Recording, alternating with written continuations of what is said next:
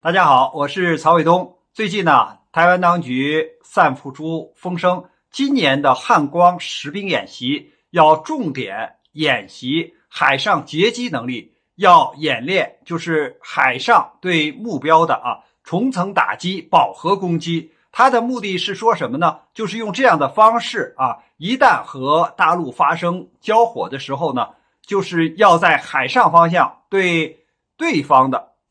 或者是他的假想敌进行对这种两栖攻击舰编队的拦截，对这种海上编队的拦截。因为最初就是蔡当局他给台湾军方呢下达的这种策略或者指令是，就是先在海上拦截，然后决胜滩头。但是后来发现呢，一旦解放军的部队哪怕是少量的，只要一登陆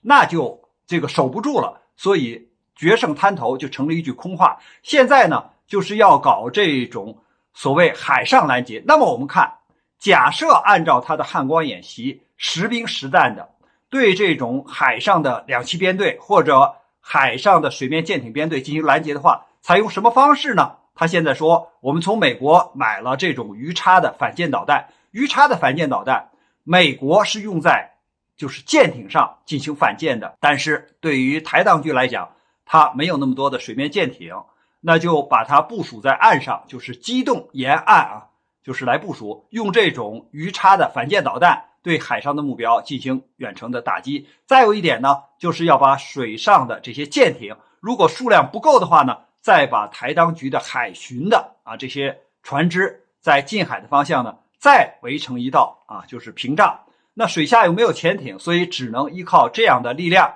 来进行所谓的海上截击，而且呢是饱和的攻击，所谓这个重层的就多层次的这种打击。那我们再来看，就是目前呢它没有水下的潜艇，所以解放军的常规潜艇是一个优势，包括无人的潜航器是一个优势。再一点呢，水面舰艇，那作为大陆一方，它可以把台岛东西南北四面给它围起来即使它的后面就是太平洋的这个方向也不是安全的，所以呢它又没有这么多的舰艇来进行拦截。那再如果利用就是所谓美国给它卖出去的所谓鱼叉反舰导弹，一个是数量比较有限，还一个它必须在沿岸方向部署。而解放军现在不要说用导弹，即使是远火就是远程的火箭炮都覆盖几百公里，那一排火箭炮的这种打击就是远火的打击，就足以把你的这种岸防的这些比如说雷达呀还有你的鱼叉导弹呢，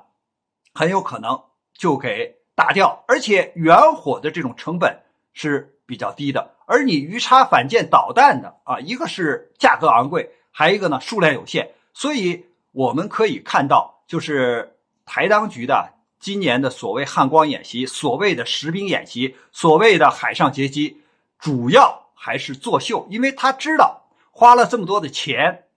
买了美国的高价的这个鱼叉反舰导弹，好像能发挥一定作用，实际上很快的就被大陆的这种就是远程火箭炮给覆盖掉，都不要说再使用什么东风系列的导弹来打击你的这样的目标。所以我们看到就是一个